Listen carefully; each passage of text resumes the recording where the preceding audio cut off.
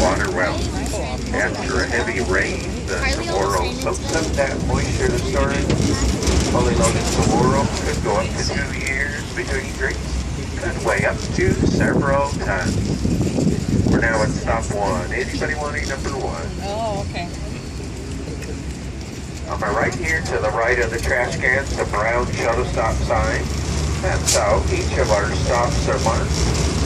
That's how you tell where the places are, where we drop you off, and more importantly, where we pick you back up. So if you do want to get back on, make sure you find one of those brown shuttle stop signs. On my right here, by this saguaro of Mesquite Street. Down here on my right just now, Mesquites have that real dark brown bark. They're part of the Lincoln family, forming a meat-pod. And animals like the round-tailed ground squirrel and the white-tailed deer used for food. Mesquite wood, a real hardwood, popular for use in furniture making. People love to grill food over an open mesquite fire. That food takes on a wonderful smoky flavor. Anybody like stop 2? This is number 2.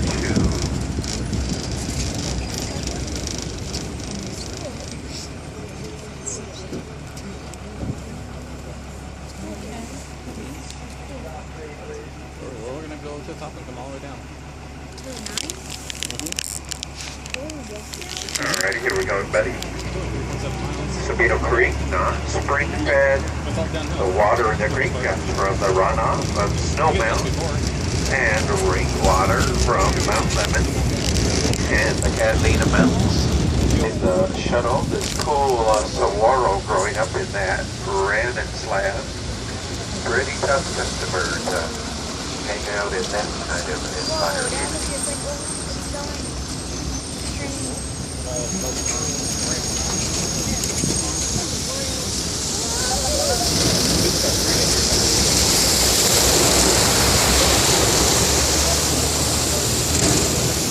Now coming up, stop 3, number 3.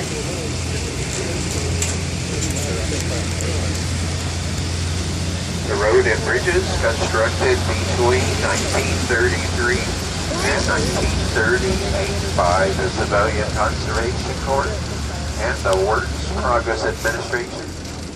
Took 180 men those 5 years constructing the road and bridges. We are certainly grateful that they did. Daddy, when did Tia lose her shoe? Is that at stop 9? On my right here, these 2 white bark trees, Arizona sycamore. Again, on my right, there's a great big stone on the embankment directly across us. That's called the winking eye. If you can see that perspective, then it's the winking eye. So what do you guys think? Is it the right eye or is it the left eye? The left eye, the left eye. And the creek bed on my left, some really large boulders. Scientists believe they were placed in the creek bed there as a result of a May 1887 earthquake centered in northern Mexico, 120 miles from here. The Richter scale, not invented at that point in history. Scientists do estimate that quake would have registered 6.7 had the Richter scale been in place.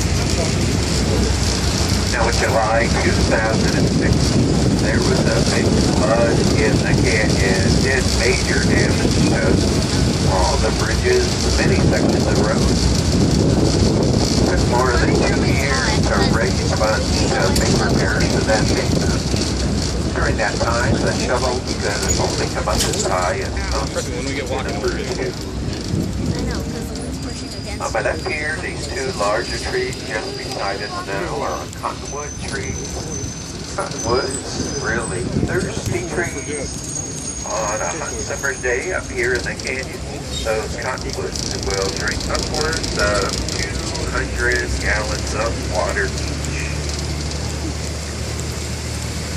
We are now at stop 4. Anybody number 4? Migratory birds up here in the canyon. This one from all over the U.S. and Canada. I think you guys probably heard of this one. It's called the snowbird. So keep your eye out. You just may see one of those elegant snowbirds in the canyon today. Anybody for number 5? Not 5, alright.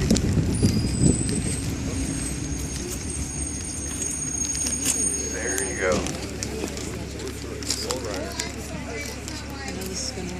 Okay. There we go, folks.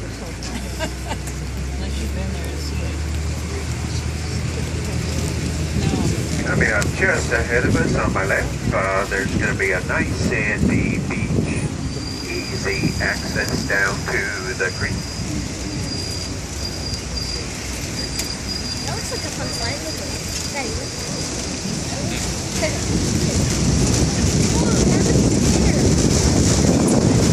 This brings us up to stop 6, number 6.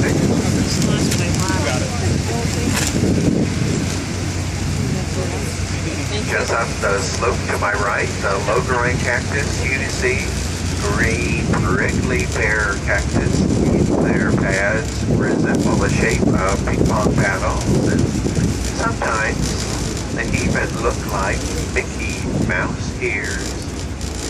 They form fruit out on the tips of those pads that animals use for food, as well as Native American and Southwestern cuisines, using that fruit to make jam, jelly, candies, and the flavor drinks like margaritas.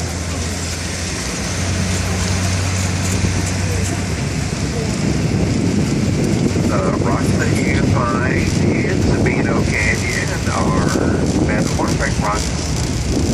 Both the canyon as well as the Sabino Mountains formed by the upward rusting of the Earth's crust.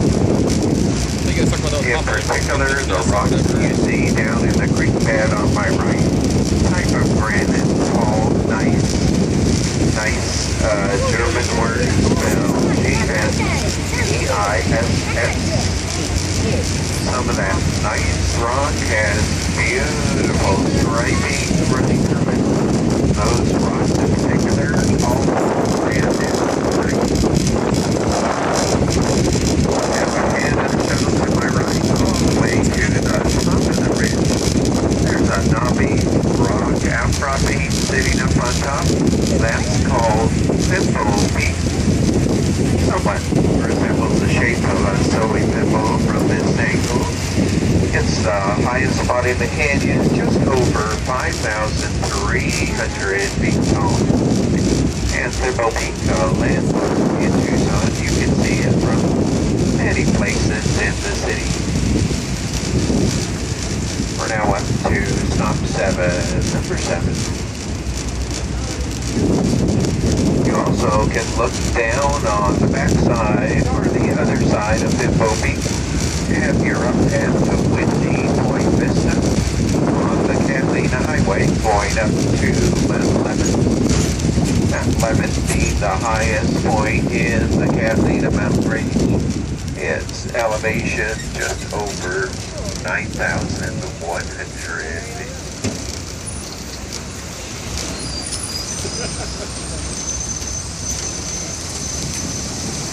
Now, nobody knows for sure where the name for Sabino Canyon came from.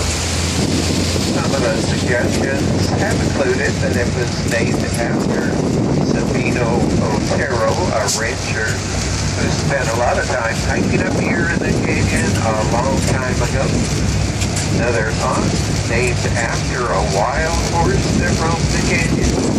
Native Americans called it Sabino, meaning rusty colors.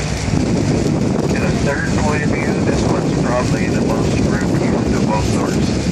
said it was named after the Arizona cypress tree found further up Sabino Canyon towards Mount Lemon.